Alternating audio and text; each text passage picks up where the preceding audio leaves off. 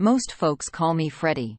I am 36 years old and for the last 17 years, I have worked in the same paint and body shop owned by the man that taught me how to do this job. I won't get into much detail, but my shop does mostly high-end work. If we have a bay open and you bring in a car that has been involved in a crash, we will accept it most of the time. The way our shop is set up though, we lose money on those types of jobs. To give you an idea, I just finished with a car worth over $200,000. So while not attempting to brag, I am doing okay.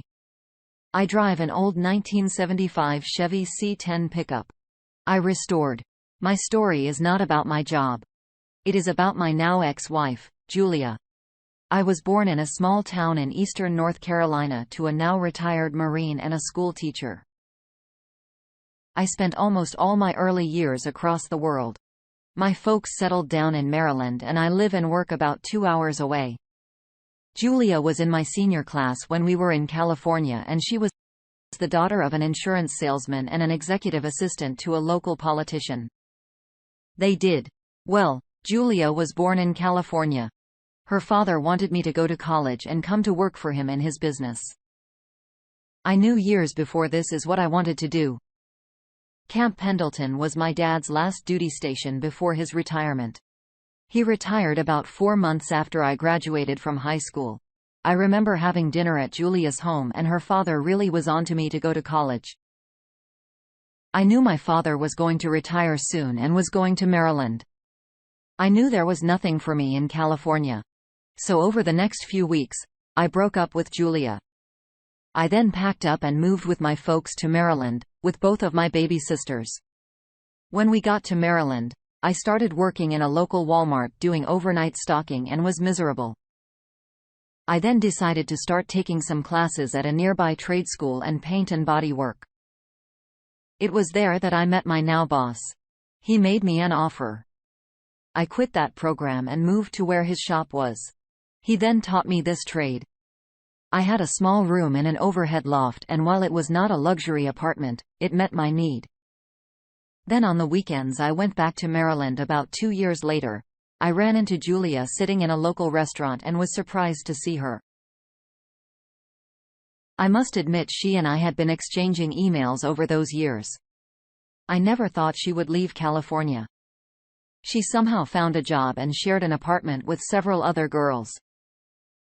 When I look back at this, I know I missed some red flags. Julia never told me what she was going to do. I was taking things slow with Julia because my boss wanted 100% of my mind on that job. I remember I was getting a Porsche ready for painting. When my boss called me into his office, I had a phone call. It was Julia's father. He was furious because Julia had left California and was chasing after me.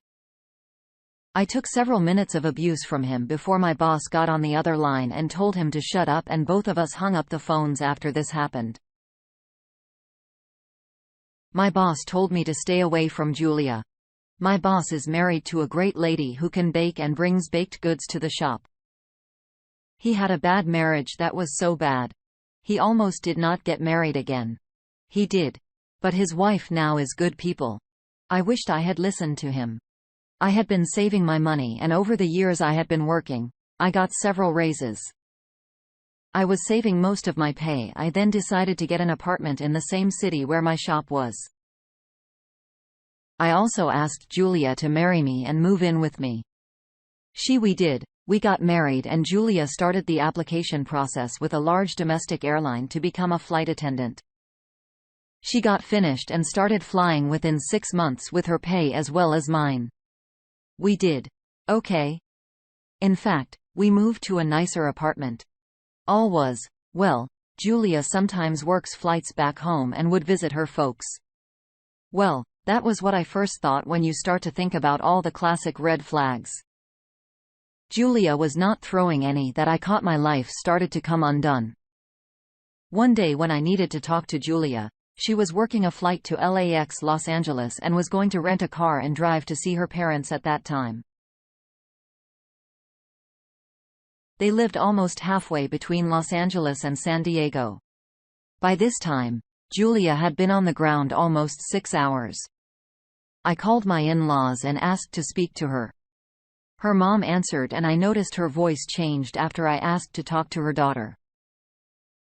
At first, she said Julia was not there, but then a few seconds later said she was not there at that time and would have her return my call when she got back home. Julia had a cell phone. The problem is it was not what we all use today. It was a flip phone. And to be honest, the service was not all that great. So I tried the number. I got her voice greeting and left a message. I went to bed that night. Angry, Julia had a 2-day layover and I kept expecting her to call me on my job. She never did. So I called back to her folks' home and said I had not heard anything. Her mom said she was not there at the moment but would have her call me. Something inside me snapped. I told her mom to tell Julia she had exactly 1 hour to call me or her things will be out in the front of our apartment building. I screamed 1 hour and hung up.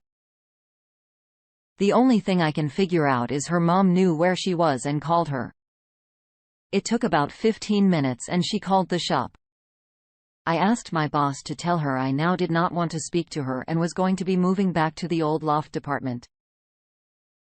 I used that evening to pack up most of my belongings into storage and I moved back into that loft.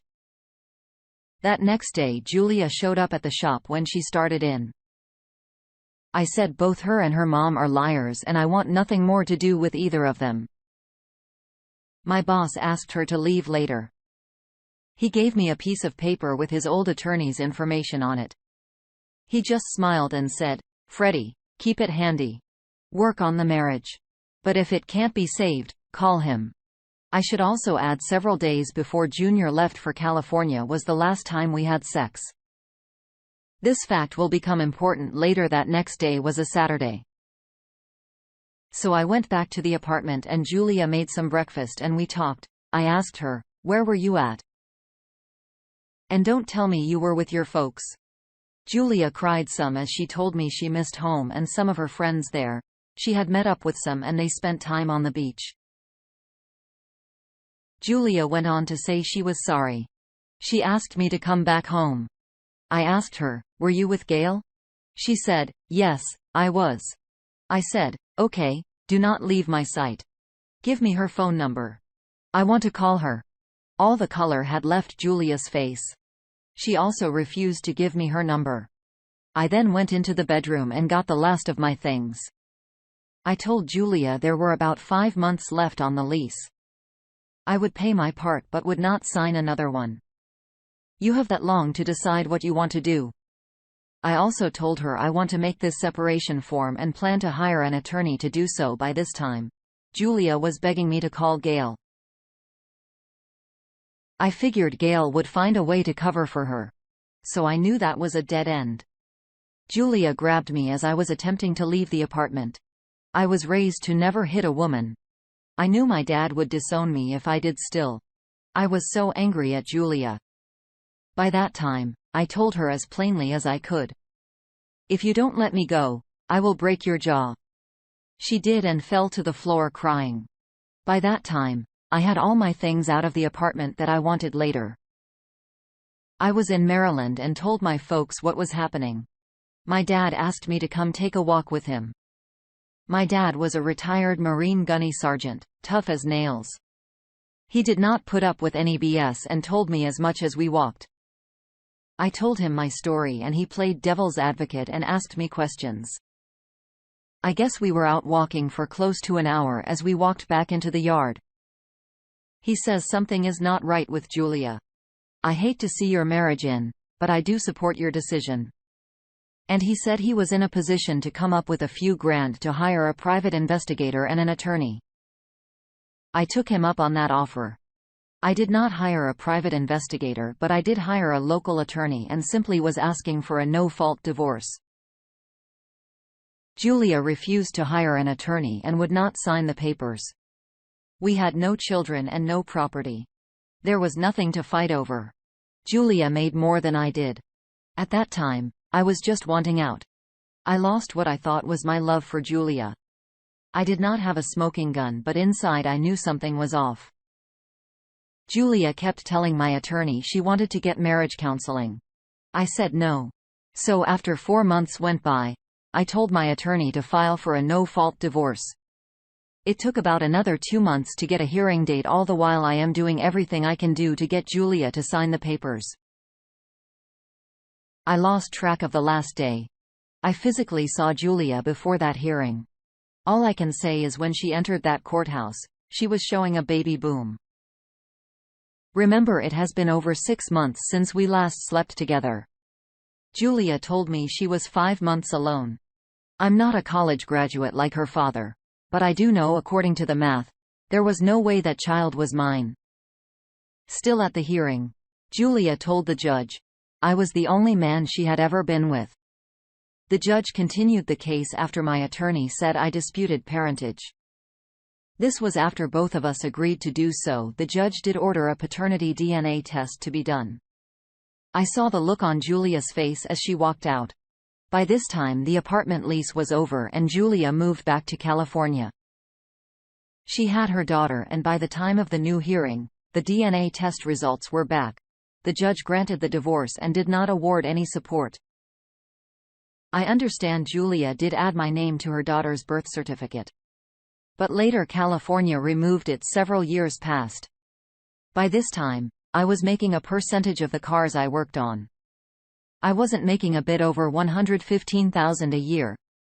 It was about this time I found that old Chevy C10. I rebuilt. I spent hours each night working on it. One day, Julia drove up in the yard and wanted to speak to me. She was still in her flight attendant uniform and had worked a flight into one of the airports into D.C. She wanted to show me some photos of her daughter. I said I was not interested in seeing photos of a child that was not mine. Julia's eyes went sad. She then offered to buy my lunch. I again refused. Freddie, I just want to talk. I told her there was nothing to talk about. That baby is not mine. You were cheating on me. So what else was there to talk about? Why? Maybe, Julia, I don't want to know why. I just want you out of my life. Julia rolled up the window of a rented car and drove off. Over the next 4 or 5 years, Julia continued to make contact, seeking to speak to me. Then finally, she came by with that daughter and they mixed-race boy that looked to be about 3. Maybe I walked out and Julia got out of the car and we spoke. I don't know why, but I guess Julia basically wore me down. She told me that day in California, she was in fact meeting her AP and her mom did know about it. In fact, it was her mother that introduced him to each other. He was some kind of pretty boy that had rich parents. They did the deed and she felt bad afterwards. She had no idea I would attempt to call her parents. I told her, Julia, at that time, you were my wife. I needed to contact you about a purchase I was thinking we needed to make. After 2 days I just snapped. Then I pointed to the boy and said, I guess his dad is another pretty boy. Julia said, no, his dad is one of the pilots at her airline that she is living with. By this time, my boss had figured out who it was and had called the police. A cop drove up behind Julia's car and told her that she was being trespassed, and if she came back on the property would be arrested. Julia wanted to hug me. I looked at her and said, no, Julia, I might catch something. Julia was crying when she got into her car. Her last words to me were, Freddie, I will always love you. I turned and walked back into the shop. I went to the office and poured a cup of coffee. I then walked back into the shop and as I sipped on the coffee started thinking about that poor simp. She is living with how he will one day come to regret having a